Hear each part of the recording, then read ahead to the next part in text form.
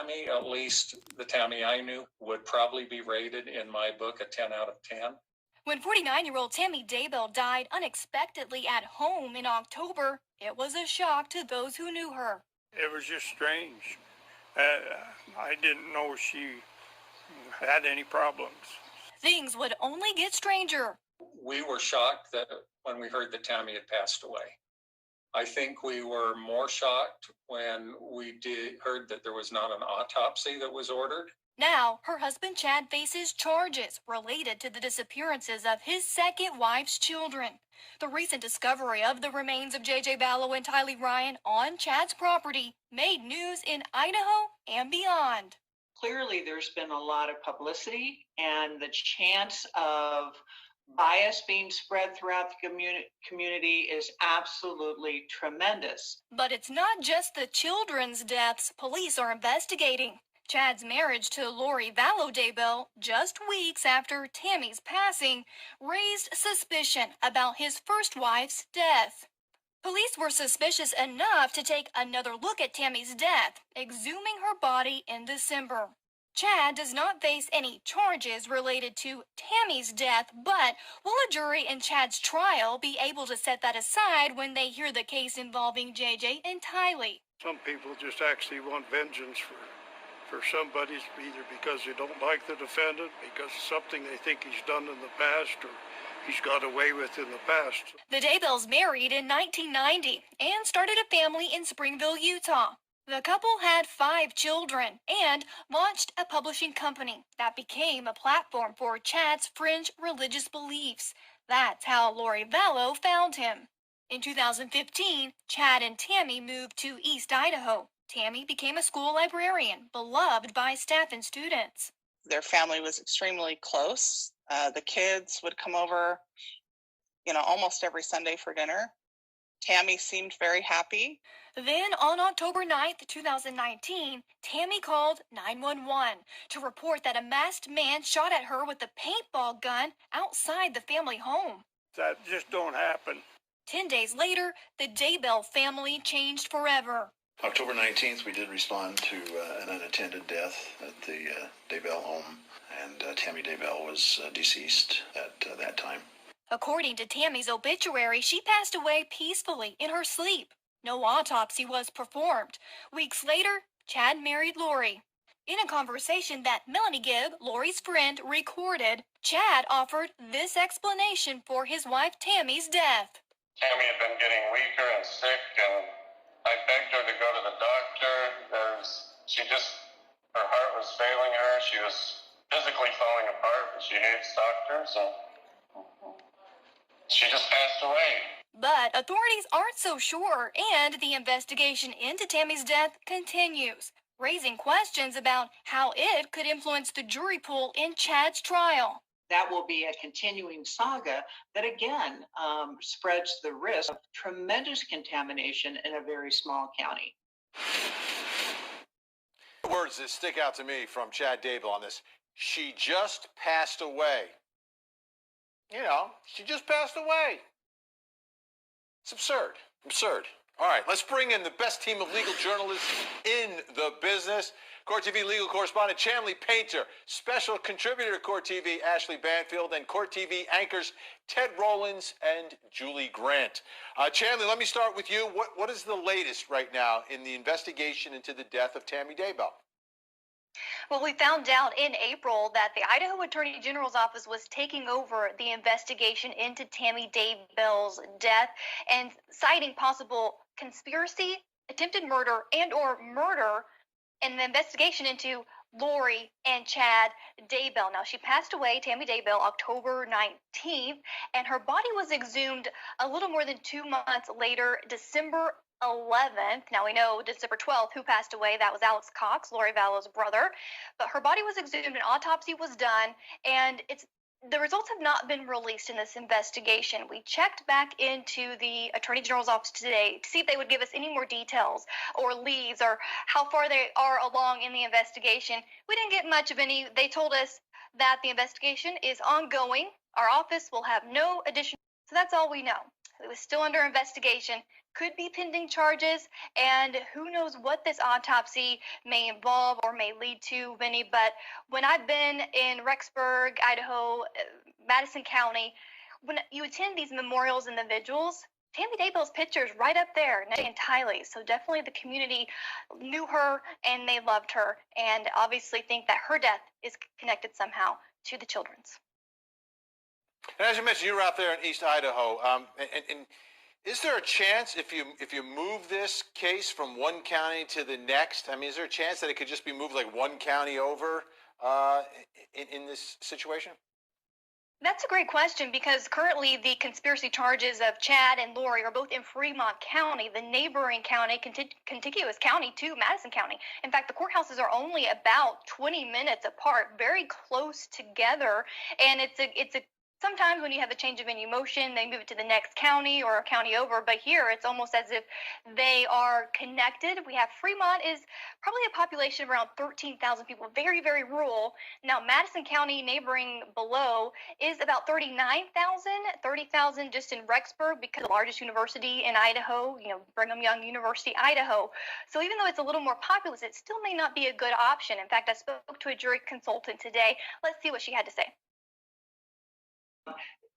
Because there is extensive continuing media coverage in a very small county like Fremont County, what happens is the risk of exposure is obviously greatly increased. Clearly most librarians are well loved. They don't have anything nefarious in their background, and people are going to follow this case very, very carefully. So obviously the impact to a fair and impartial trial of Chad Daybell, that really puts that at risk. So whether it's Madison County or Fremont County, there's going to be that bias. Now, a judge could certainly look at the fact that it's basically 3 times larger than Fremont County. So the likelihood that you could get a fair and impartial juror may be slightly better in Madison County, but that's ultimately, I think, what a judge would be looking at in either one of their cases. You know what's interesting, just a little history, and to tell you exactly how close Fremont and Madison County are, in the early 1900s, they were one county. They didn't separate into 2 counties until the early 1900s. So very small, connected community there. And we do know a change of venue motion is pending for at least Chad Daybell's case, because there was a stipulation after his preliminary hearing between the attorneys that they would have 60 days to file the change of venue motion. That could be granted by a judge, or the judge could say, let's just try it and see if we can find 12 people here in Fremont County who have not made up their mind yet. All right, Ashley, let me ask you, the death of Tammy Daybell and everything else in this case, I don't care where you try it. When you tell the story, when the jury hears the story, they're going to hear about these other people, and jurors aren't stupid, right? You marry someone 2 weeks after someone else died, and the person you married's kids are buried in your backyard. They're going to be able to put 2 and 2 together, whether they're from Fremont, Madison, or Boise. Yeah, or Mars. And I think what's critical here is that I fully expect Chad Daybell is going to be charged with Tammy's murder. So there is a pretty good chance that of the potential jury pool all around that state is going to hear about 2 sets of charges, maybe 3. You really don't know at this point. But I can tell you that a source close to the investigation has told me that they are looking very, very closely at the different possible toxicology issues with regard to Tammy Daybell's exhumed body and that autopsy, running panel after panel to try to find out if there was something that perhaps led to her death or was the precursor to her death. And I think that's fascinating. That really tells you that they're looking real closely to find out if that young woman, and I say young woman because she was training for a 5K by one account, and by many accounts, she was regularly running marathons at 49 years old. You don't just pass away in your sleep, and you don't just have failing health if you're training for a 5K. So I do fully expect that there could be murder charges filed against Chad, and he may be facing 2 fronts and a defense on 2 fronts. But yeah, jurors aren't dumb. They'll hear this, it'll stick with them, it'll be in their gut, and most jurors go with their gut in the end. Julie Grant, I think it's fair for prosecutors to tell the whole story, even in the case involving the remains in the backyard. I think it's fair for the jury to hear the whole story about, yeah, Chad was married to a woman named Tammy. This woman, Tammy, she died. And then 2 weeks later, he married this woman, Lori. And they'll know that he was having an affair with Lori because they'll hear the testimony about the smooch session over at the BYU track. So I think it's fair game. And I think it's going to absolutely hurt Chad Daybell. Yes, if you're on the prosecution as possible to give that jury as much context as possible about this crazy world that Chad and Lori Daybell were existing in. I think what the hook is, if the defense were to object, because of course, if you're the defense, you want to keep the testimony as tight and as narrow as possible to just focus in on the narrative between Chad and Lori and what happened to the children. But let's just say that, this is being disputed and the court is hearing this in the way of, motions in limine. I think the hook is those text messages. The text messages that Chad Daybell sent to Tammy Daybell about, oh, I had to bury this raccoon that came out in the middle of the day in the pet cemetery in the backyard. That's evidence that's coming in. And so now all of a sudden the jury hears, oh, there's a wife? Oh, there's a wife? And if they don't get an explanation as to what happened to that wife, that may make them wonder more. Yes, I think it's going to come in. I think to what extent it comes in, that's going to be up to the judge. He may try to keep it narrow, but yes, they're going to know that he had a wife, and they're going to hear that testimony from Melanie Gibb about when they met and the affair and all of that. I think it does come in because it lays context and it goes to motivation that the prosecutors are going to try to lay. Chad Daybell, I think, the fair jury, I think, is the least of his concerns because all these investigations for homicide charges are still pending. So I think before we put the cart before the horse, he's got to worry about the charges that may be forthcoming right now.